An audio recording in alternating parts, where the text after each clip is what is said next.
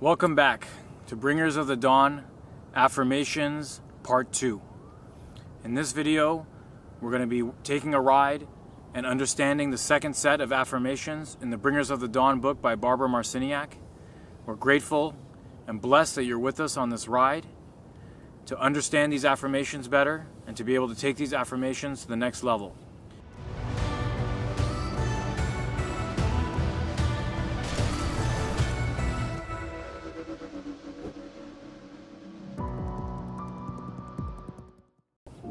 Below you'll notice we have a link to the actual affirmations that you need to listen to once this video is done and once the next video is done, that you can listen to multiple times a day as we say them as well multiple times a day.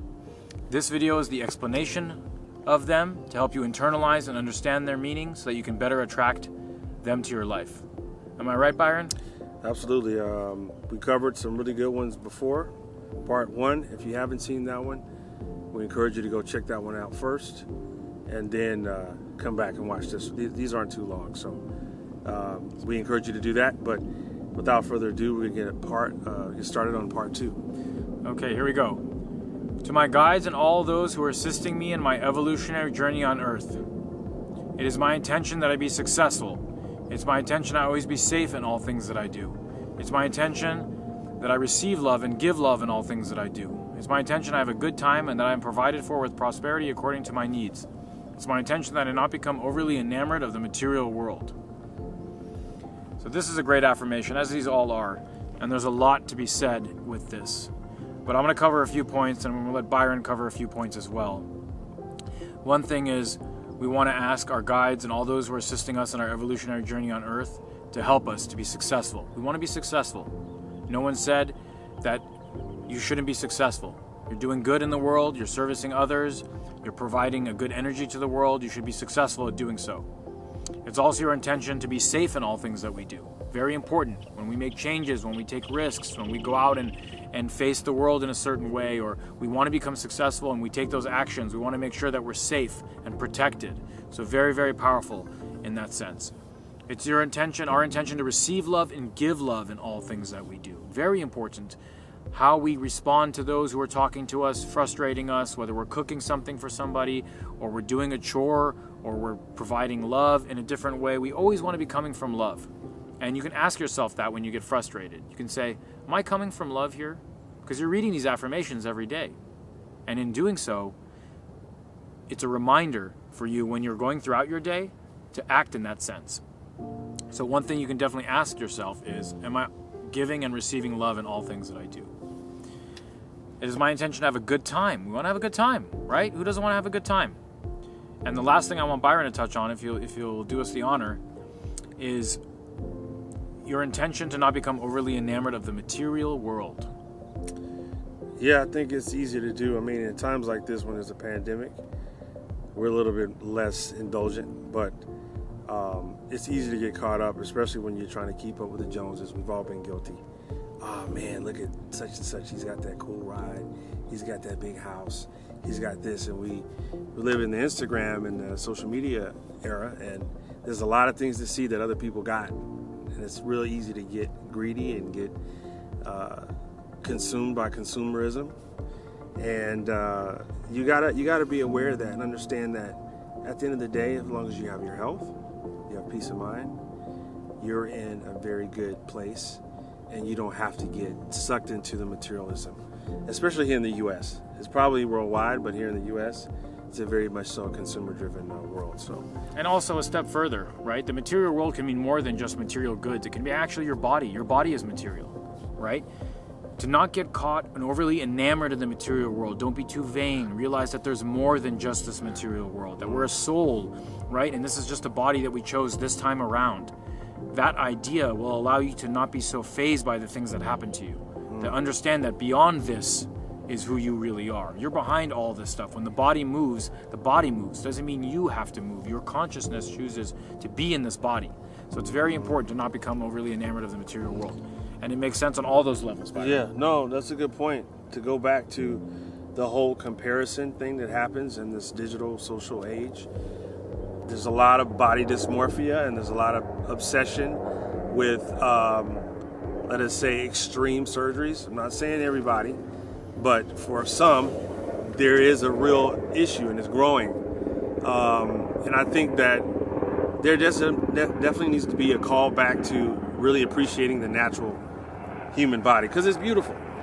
You know, the ladies are out there comparing themselves to some unrealistic things.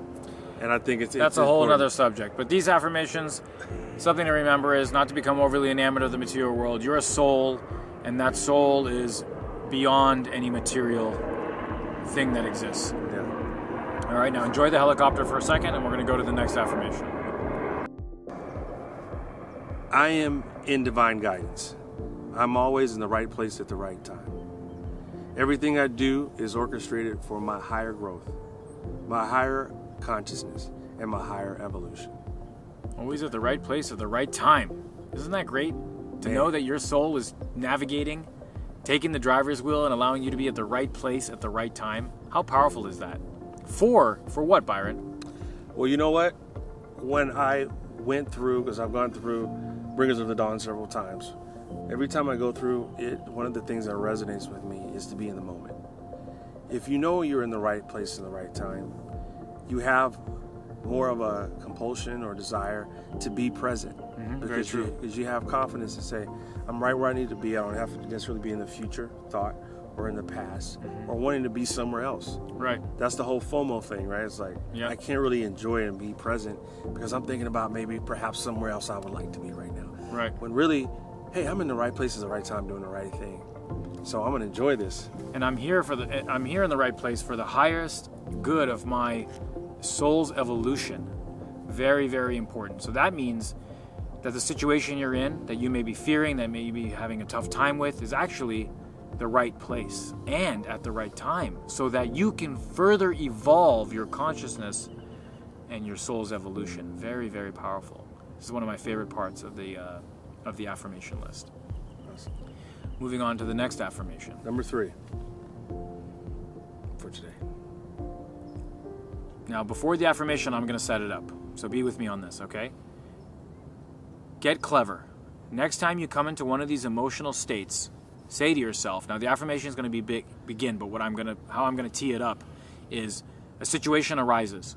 Someone says something to you that's a hot button. Your boss ignores you, passes you up for a promotion. Someone cuts you off. Your computer crashes after 2-3 days of work, goes missing. Now you're in an emotional state. You're heightened. Say to yourself, here comes the affirmation, all right, I know what's going on. I'm not getting caught in this one. I know there's something here for me to learn and something for me to change. I believe that I'm guided and that I'm following a blueprint. So I'll check out what's in this for me by not judging it and by going with the flow. I request that all my changes come in joy and safety and harmony. That is my decree. Everything in my evolution I'm intending is covered by that. I experience joy, safety, and harmony. So I'll go with this energy and see what's changing for me and what I need to give up. It's a long one, but it's a very powerful one. Because we find ourselves in this position, sometimes daily, sometimes multiple times a day. How are we responding? How are we treating it? Is it a lesson? Are we looking at it as it shouldn't happen? According to this affirmation, we're following a blueprint. Yeah. We're on the right path. We're making changes. We ask for those changes to be done in safety, to be done in harmony, to be done in joy. How nice is that? I'm talking about changes in that respect. That is my decree, it says. Very powerful. Yeah. You got to have a great attitude, because when life comes, it's hard to be in that situation and say, oh man, this is great. This is working for my good, my betterment. This is what I want. I attracted this into my life so that I could further grow and develop and evolve. It's hard to do that. So practically having an affirmation where you implant that and you say it consistently is where you get the benefit, the payoff. Because that's not necessarily instinctual, right? That's wisdom.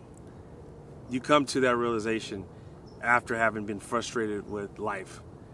When you can get to the point where you're like, oh man, I attracted this big problem that is meant to cause stress in my life is actually meant to evolve me. And man, that's a great idea. That's a great thought. That's a happy thought. Right. To train yourself to get to that level, that's where these affirmations come in, when you kind of drill into that subconscious to overcome that human instinct to really be reactive. Now let's say you're in a relationship, right? And that person cheats on you. Pretty bad, huh? Pretty tough. Horrible, I'd say. Wait a second, though. Talk to some people who this has happened to. It's very difficult. Very difficult, but they get through it. They're single. They break up. It's a catalyst they need to get out of a bad relationship. Abusive, potentially. They're single for a while. Years later, they find another relationship. They're in the most love they've ever been.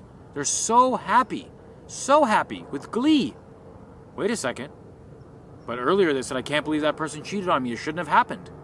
Well, the future will hold what the future will hold. The universe will hold what the universe will hold. Trust. Be patient. Look at the situations. Look at them in a positive way. You're following a blueprint. And all your changes come with joy, safety, and harmony. Very powerful affirmation. I think that concludes for part 2. I think that was 3. That's really good. All right, guys. Thank you for listening to these Bringers of the Dawn affirmations, explanations. Subscribe, share, spread the love and light. We're blessed to be with you on this journey. We're grateful for you. Hollywood Frequency signing out. We'll see you on part 3 coming up next.